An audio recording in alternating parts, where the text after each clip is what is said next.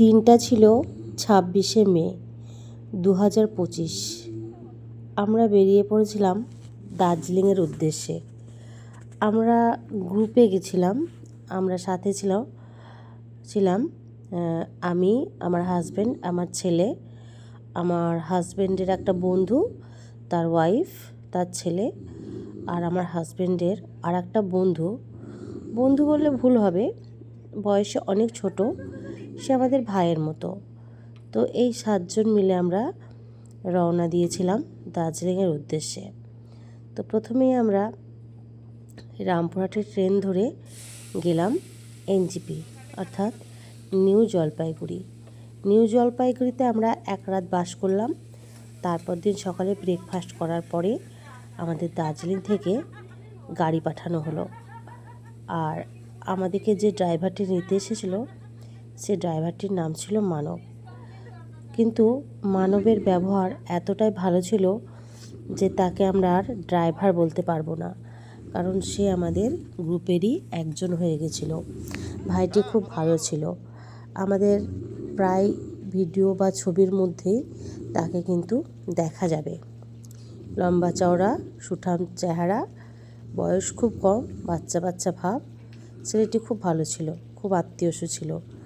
তো আমরা এই দার্জিলিং ঘুরতে আমাদের যে 7জনের গ্রুপ ছিল, এটাকে আমরা 7জনের বলতে পারবো না, মানবকে নিয়ে আমাদের 8জনের গ্রুপই হয়ে গেল। কারণ যে কদিন আমরা দার্জিলিংয়ে ঘুরেছি, আবার আমাদেরকে এনজেপিতে দিয়ে যাওয়া পর্যন্ত মানব আমাদের সাথেই ছিল, এবং মানব আমাদের নিজেদের মতোই আমাদের সঙ্গে ঘুরেছে। তো দার্জিলিংয়ে আমরা গিয়ে প্রথমে আমরা দার্জিলিং ম্যালের কাছে লজ নিয়েছিলাম। সেখানে আমরা 2 রাত ছিলাম। সেখান থেকে আমরা সমস্ত সাইট সিনগুলো ঘুরেছি।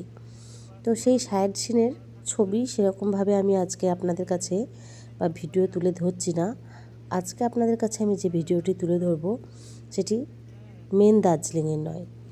দার্জিলিংয়ে 2 রাত থাকার পরে আমরা রওনা দিয়েছিলাম তাকদার উদ্দেশ্যে। তাকদায় আমরা একটি রাত ছিলাম।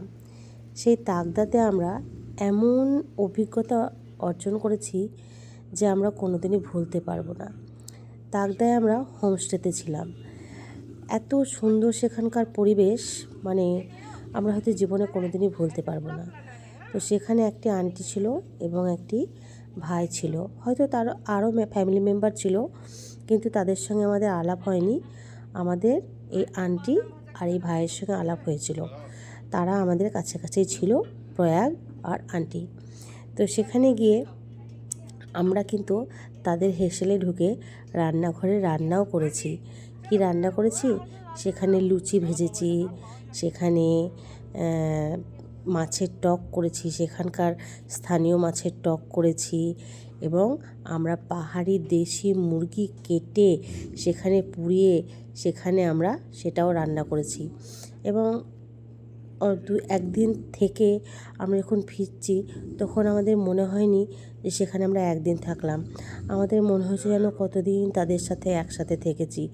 আসার সময় খুব মনটা খারাপ করছিল। তো তাদের রুম থেকে আমরা বেরিয়ে এসে যখন পাহাড় উপরে রাস্তায় এলাম, চারিদিকে চা গাছ, চারিদিকে চা পাতার গাছ। কি অসাধারণ দৃশ্য!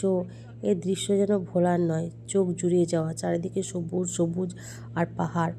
আমরা যেন সবাই ছোট বাচ্চা হয়ে গেছিলাম। আমাদের মন একবারে মাতোয়ারা হয়ে গেছিলো। আমরা যখন চলে আসছিলাম, তখন ওই আন্টি আর ওই প্রয়াগ ভাই কিন্তু আমাদেরকে খুব সুন্দরভাবে ওয়েলকাম জানিয়েছিল। মানে ওয়েলকাম বলাটা ভুল, বিদায় জানিয়েছিল। আমাদের প্রত্যেকের গলায় উত্তরীয় পরিয়ে দিয়েছিল, এবং তারা বলেছিল যে তাদের কতটা ভালো লেগেছে, কতটা হোমলি ফিলিং এসছে আমাদের প্রতি তাদের, এবং আমাদেরকে ওখান থেকে ওদের খুব সুন্দর সুন্দর গাছ উপহার দিয়েছিল। এবং শুধু তাই নয়, ওরা নিজে যে চা পাতা বাড়িতে বানায়, ওদের যে জমি আছে, সেই চা পাতাও আমাদেরকে দিয়েছিল। এই হচ্ছে সেই প্রয়াগ ভাই, যাকে আমরা কোনোদিনও ভুলতে পারবো না, এবং আন্টিকেও আমরা কোনোদিনই ভুলতে পারবো না। ভিডিওর মধ্যে আন্টিকেও দেখা যাবে। আমরা এখানে অনেক ফটোশ্যুট করছিলাম, খুব ভালো লাগছিল।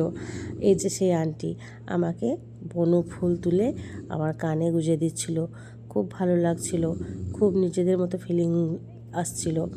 মনে হচ্ছিল এখান থেকে হয়তো আর বাড়ি যাব না, কিন্তু সম্ভব তো নয়, সেখানে থাকতে হয়। আর এখানকার সবথেকে একটা মজাদার জিনিস যেটা হচ্ছে চা পাতা।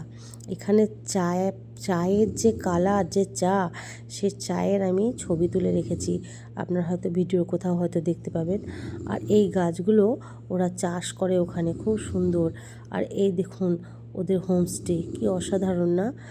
একদম বিছানা থেকেই কাঞ্চনজঙ্ঘা দেখা যায়, বরফে ঢাকা কাঞ্চনজঙ্ঘা।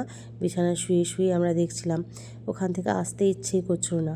আর ওরা যে চাগুলো দিচ্ছিল কাঁচের কাপে, সেই কাঁচের কাপগুলো চাও দেখতেও যেন অসাধারণ সুন্দর লাগছিল।